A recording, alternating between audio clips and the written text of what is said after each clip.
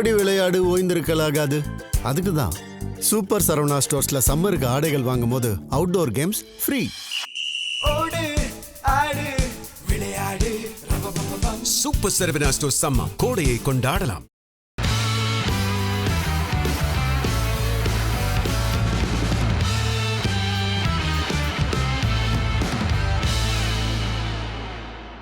நேயர்களே, இன்றைக்கு தமிழ்நாட்டில் ஒரு அமைதியான சூழல் வரக்கூடிய 4ஆம் தேதி வரைக்கும். மே மாதம் 4ஆம் தேதி வாக்குகள் எண்ணப்படும். இப்போ இதுக்கிடையில் தமிழ்நாட்டில் இருந்து பல பகுதிகளில் உள்ள செய்திகளுடைய தொகுப்பு என்னதாக இருக்கிறது. வாக்குகளுக்கு பணம் கொடுக்கப்பட்டது எப்படின்னா, அது அதெல்லாம் ஒரு கலாச்சாரமாகவே மாறிட்டு. It is a part of democracy, part of கான்ஸ்டியூஷனுங்கிற அளவுக்கு போயிட்டு. யார் தரலங்கிறத மக்கள் வெளியே ஆர்ப்பாட்டம் பண்ணக்கூடிய அளவிற்கான நிலை தமிழ்நாட்டில் காணப்பட்டது. இந்த தேர்தல் ஒரு மோசமான நிலைப்பாட்டை சொல்லியிருக்கிறது. நம்ம அதை பற்றி கொஞ்சம் பேசத்தான் வேண்டும். எது எப்படி இருந்தாலும் வாக்குகளில் வலிமையானவர்கள் வெற்றி பெற்று விட்டார்கள், வெற்றி பெறுவார்கள். இதுதான் நம்ம நாட்டில் இருக்கக்கூடிய ஒரு பெரிய குறைபாடாக இருக்குங்க. திமுக பணம் கொடுத்துருக்கு, அதிமுக பணம் கொடுத்துருக்கிறது, பிஜேபி பணம் கொடுத்துருக்கிறது, தாவேகாவோ வில்லிவாக்கம் போன்ற இடங்கள்லாம் பணம் கொடுத்துருக்குறாங்க. இப்போ இதை விட நம்ம என்னத்தை சொல்கிறது? எல்லா கட்சிகளும் பணம் கொடுத்துக்கப்பட்டிருக்கிறாங்க. எல்லா கட்சிகளில் இருக்கிறவங்களும் கரப்ட் ஆயிட்டாங்க. திமுகவை மட்டும் குறை சொல்ல முடியாது. திமுக எல்லாத்துக்கும் அடிச்சிருக்கிறாங்க. ஏன்னா அவங்கள்ட்ட வலிமையான பண குவியல்கள் இருக்கு. பாஜகவை கொடுத்துருக்கிறது, கொடுக்காமலாம் இல்லை. திருச்செந்தூர் தொகுதி, ராதாபுரம் தொகுதி, இங்கெல்லாம் பாரதிய ஜனதா நிறைய பணம் கொடுத்துருக்குறாங்க. தமிழ்நாடு பரவலாக அதிமுகவும் திமுகவும் பணம் அள்ளி கொடுத்துருக்கிறார்கள். கிள்ளி கொடுக்கல, அள்ளி கொடுத்துருக்கிறார்கள். லால்குடி தொகுதியில் என்னென்ன நடந்திருக்கு இதெல்லாம் நம்ம பார்க்குறோம். லால்குடி தொகுதியில் லீமா ரோஸ்லின்னு சொல்லக்கூடிய மார்ட்டினுடைய ஒய்ஃபு ஒரு வீட்டுக்கு போயிருக்கிறாங்க. 25,000 கொடுத்துட்டு வந்துட்டாங்க. இன்னொரு வீட்டுக்கு போயிருக்காங்க, ஓட்டுக்கு 8,000 100 கோடி அளவுக்கு அவங்க செலவு பண்ணியிருக்காங்க. சட்டமன்றத்துக்குள்ளே நுழையணும். அவங்க என்ன கால்குலேஷன் அப்படின்னா, லீமா ரோஸ்லினா அவங்க அதிமுகவில் தான் நிற்கிறாங்க. அவர்களுக்கு டொனேஷனே பெரிய பல 100 சீக்களை கொடுத்து வாங்கினதாக தகவல் வருது. அந்த 100 சீக்களோடு டிக்கெட்டையும் வாங்கியிருக்கிறாங்க. டிக்கெட்டை வாங்கினது மட்டும் இல்லாமல் அங்கேயும் ஒரு 100 சீயை செலவு பண்ணியிருக்கிறாங்க. இந்த நாட்டில் வலிமை குறைந்து ஒருவேளை சாப்பாட்டு கஷ்டப்பட்டு,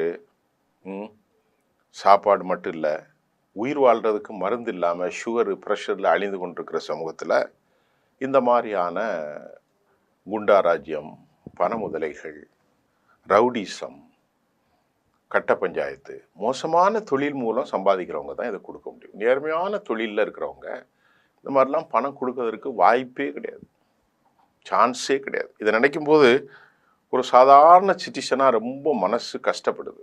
இதுக்கு தான் நம்ம சுதந்திரம் பெற்றோமா? யார் வேணாலும் ஜெயிச்சுட்டு போகிறாங்க, அதை பற்றி தப்பே இல்லை சார். அதிமுக ஜெயிக்கிட்டு, திமுக ஜெயிக்கிட்டு, பாஜக ஜெயிக்கிட்டு, தாவேக ஜெயிக்கிட்டு, அதெல்லாம் பிரச்சனையே இல்லை. ஆனால் இப்படி ஒரு அடக்குமுறைகள் நடந்திருக்கிறது. நமக்கு தெரிஞ்ச அளவுக்கு நாம் தமிழர் மட்டும்தான் காசு கொடுக்கல, அதுதான் உண்மையாக தெரியுது. அதே சமயம் தென் மாநிலங்களில் திருமதி சசிகலா அணியில் போட்டிட்டவங்க அவர்களும் காசு கொடுக்கல. இந்த 2 பேர் தான் காசு கொடுக்கல. 4 பேரும் காசு கொடுத்துருக்குறாங்க. மற்ற கூட்டம் அதிமுக, டிஎம்கே, தாவேகா, வேற யாரும் இல்லையே. அதிகமாக கொடுத்தது இவங்க தான், இந்த 3 பேர் தான். இப்போ தாவேகாங்கிற போது தாவேகா மட்டும்தான். அதில் ஒரு பெரிய விஷயம் என்னன்னு சொன்னால், கீழவேலூர் அப்படிங்கிற ஒரு இடம், நாகப்பட்டினத்தில் வரக்கூடிய ஒரு சட்டமன்ற தொகுதி. அந்த தொகுதியில் கம்யூனிஸ்ட், மார்க்சிஸ்ட் கம்யூனிஸ்ட் பணம் கொடுத்துருக்குன்னா உங்களை நம்ப முடியுமா? சாத்தூரில் மாநில பாரதிய ஜனதா தலைவர் அள்ளி கொடுத்துருக்கிறார். ராதாபுரத்தில் பாஜக வேட்பாளர் அள்ளி கொடுத்துருக்கிறார். திருச்செந்தூரில் அனிதா ராதாகிருஷ்ணனும் பாஜக வேட்பாளரும் அள்ளி கொடுத்துருக்குறாங்க. இதெல்லாம் என்ன கணக்குன்னு தெரியல. தோழர்களே, கரூர் தொகுதியில் மட்டும் திமுக சார்பில் 120 கோடி கொடுக்கப்பட்டிருக்கிறது. கோவையில் செந்தில் பாலாஜி போட்டியிடுகிற அந்த தொகுதிகளில் 1/2 கிராம் அளவிற்கு தங்க உருண்டைகள் 7000 8000. இப்போ என்னத்தை பேசுறது, என்ன செய்யறது, ஒன்றும் செய்யறதுக்கு இல்லை. சரிங்க, இப்போ நம்ம அந்த எலெக்ஷன் ஒரு பார்வை பார்ப்போம். தமிழ்நாட்டுடைய எலெக்ஷனில் யார் ஜெயிக்க போறா அப்படிங்கிறத நம்ம கொஞ்சம் ஒரு அனலிட்டிக்கலாக பார்த்தா தான் அது சரியாக வருங்க. 1952ஆம் ஆண்டில் நடந்த முதல் தேர்தலுங்க. தமிழ்நாட்டுடைய விஷயத்தில் நம்ம அப்படி பார்க்கணும். 52ல் முதல் தேர்தல். அமரி 2021ல் நடைபெற்ற 16வது தேர்தல் வரை இந்த 69 வருஷத்தில் இல்லாத அளவிற்கு இப்போதான் 85.15% வாக்கள். இதான் முதல்ல இந்த 85.15%. 16 தேர்தலில் 17வது தேர்தல்களில் தான் இந்த 85.15 தமிழ்நாட்டு 52லேருந்து 21. பொதுவாக அதிகமாக வாக்கு பதிவாகும் போது அது ஆளுங்கட்சியினர் மீது மக்களுக்கு நம்பிக்கை கொண்டிருப்பதன் அடையாளமாகவோ அல்லது அதிருப்தியின் பிரதிபலிப்பாக இருப்பதாக கருதப்படுவது வழக்கம். ஆனால் இம்முறை பதிவாகியுள்ள இந்த வரலாற்று சிறப்புமிக்க வாக்கு எண்ணிக்கை ஒரு யூகிக்க முடியாத ஒரு தொடர் சஸ்பென்ஸை ஏற்படுத்தி உள்ளதாக நமக்கு சில கட்டுரைகளில் பார்க்க முடியுது. உதாரணமாக 2011 சட்டமன்ற தேர்தலில் தான் 78.1%. அதில் அதிமுக அம்மா ஜெயலலிதா தலைமையில் அமோக வெற்றி.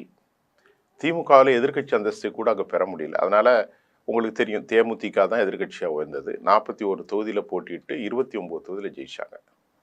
ஆனால் இந்த முறை 85.15% வாக்கள் 2011ஆம் ஆண்டு எந்த கட்சிக்கு சாதகமாக இருக்கும் என்பதை துல்லியமாக கணிக்க முடியாத நிலை உள்ளது.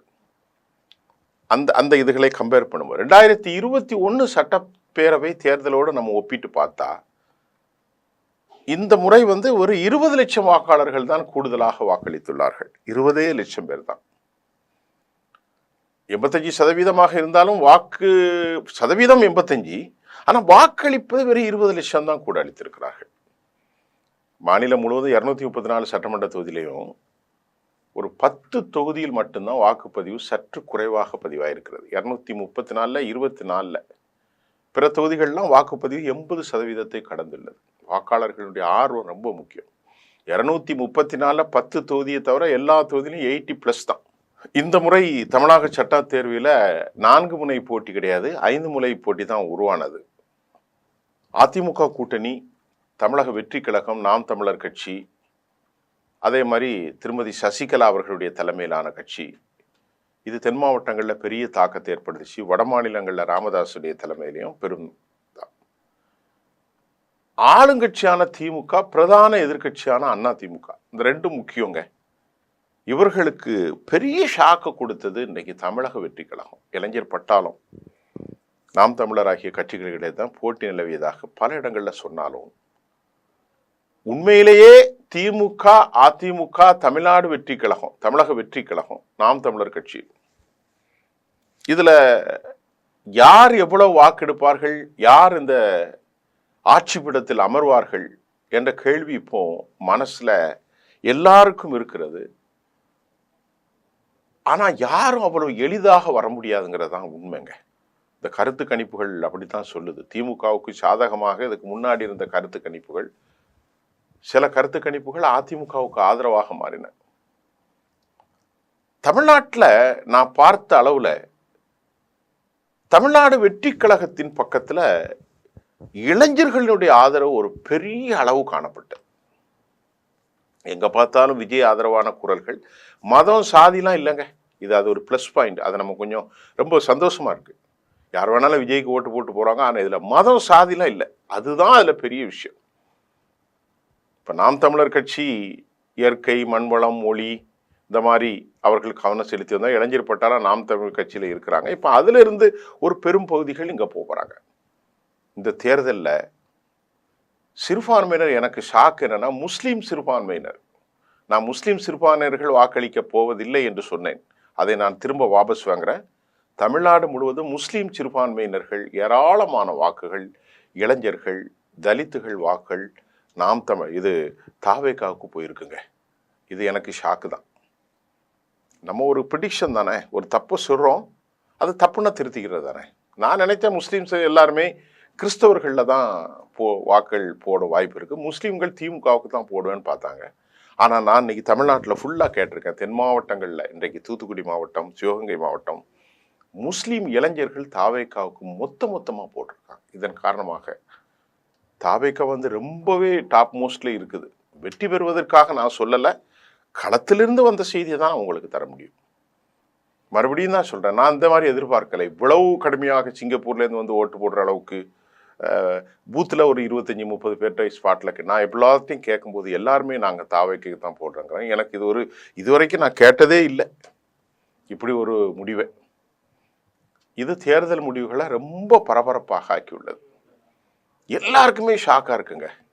அரசியல் தலைவர்களும் வேட்பாளர்களும் ரொம்ப பரபரப்பு. தேர்தல் ஜுரம் போனாலும் இப்போ முடிஞ்சு போச்சு, இருந்தாலும் அவர்களுக்குள்ள ஒரே கனவுகள், பதட்டம். தீர்ப்பு என்னவாக இருக்கும், யார் ஜெயிக்க போறா, ஏன்னா இந்த காத்திருக்கிறாங்க. லேசாக அவர்களுக்கு காய்ச்சல், யார் வரப்போறா என்ற எதிர்பார்ப்புகளும். எங்க பார்த்தாலும் பதட்டம் பதட்டம் பதட்டம். பணம் போனது ஒரு பக்கம், மனம் போனது ஒரு பக்கம். ஜனநாயக முறைப்படி நடைபெற்ற இந்த தேர்தலில் மக்கள் வழங்கிய தீர்ப்புக்கு இன்னும் 9 நாட்கள் தான் இருக்குங்க. மே 4ஆம் தேதி, அதுவரை நம்ம பொறுமையாக தான் இருக்கணும். அதுதான் உண்மையான நிதர்சனம். 5 ஆண்டு காலத்தில் யார் வந்தா அப்படிங்கிறத தாண்டி இது அரசியலை தீர்மானிக்கும். இது ரொம்ப முக்கியமானது. இந்த வாக்கு பதிவில் டாக்டர் எம்ஜிஆர் அவர்கள் அதிமுகவுக்கு வாக்களித்த அப்போ ஒரு பெரிய புரட்சி தான் 77. கிட்டத்தட்ட விஜய் ஒரு பெரிய அளவில், எனக்கு என்ன காரணம், ஏன் இப்படி எல்லாரும் அவர் பக்கம் இருக்கிறாங்க அப்படிங்கிறது ஒரு பெரிய ஷாக்காக இருக்குது. அதனால் நம்ம இதை சொல்கிற அளவுக்கு ஒன்றும் என்கிட்ட இல்லை. இவங்க ஜெயிப்பாங்க, அவங்க ஜெயிப்பாங்க அப்படின்னு சொல்கிற அளவுக்கு இல்லை. விஜய் தான் ஜெயிச்சிருவார் அப்படின்னு சொல்கிறதுக்கு எனக்கு முடியாது. ஒரு கருத்து கணிப்பில் திராவிட முன்னேற்ற கழக கூட்டணி கட்சி 42% பெறலாம் அப்படின்னு சொல்கிறாங்க. அதுக்கு காரணம் என்ன சொல்கிறாங்கன்னா, விஜய் 25% கிடைக்கும் அப்படிங்கிறாங்க. என்கிட்டனா எந்த ஆதாரமும் இல்லை, நான் வர செய்தி தான் சொல்கிறேன், நான் பார்த்ததில்லை. விஜய் 25, அதிமுக 26, திமுக அதுலேருந்து 1%, 2% கூடி இருக்கலாம், 28. இப்போ திமுகவில் காங்கிரஸ், விடுதலை சிறுத்தைகள், முஸ்லீம் அமைப்புகள், கம்யூனிஸ்டுகள், இவங்க எல்லாம் சேர்த்து ஒரு 40-42%.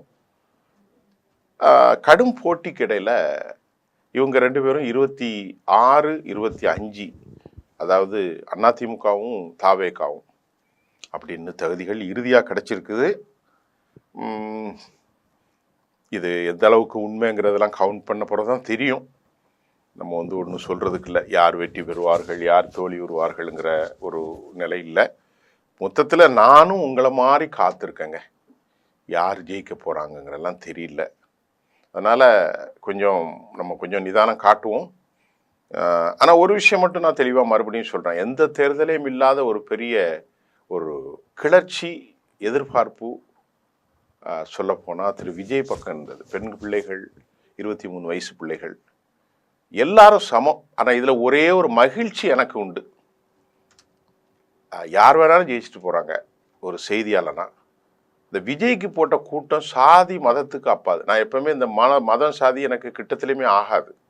அதை உருவாக்குறதுக்கு நினைப்பவர்களுக்கு ஒரு மாற்றாக அவருக்கு எல்லா சமூகமும் வாக்களிச்சிருக்கிறாங்க. இஸ்லாமியர்கள், தலித்துகள், கிறிஸ்தவர்கள், எல்லா கம்யூனிட்டி மக்களும் வாக்களித்திருக்கிறார்கள்.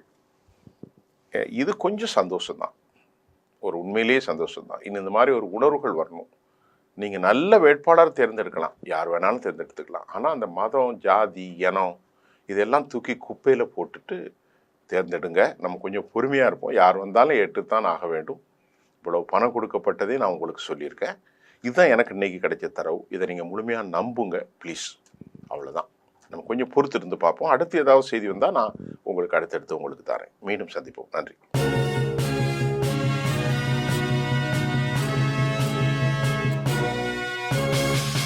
ஓடி விளையாடு, ஓய்ந்திருக்கலாகாது. அதுக்கு தான் சூப்பர் சரவணா ஸ்டோர்ஸ்ல சம்மருக்கு ஆடைகள் வாங்கும் போது outdoor games free. Super Saravana stores summer கோடையை கொண்டாடலாம்.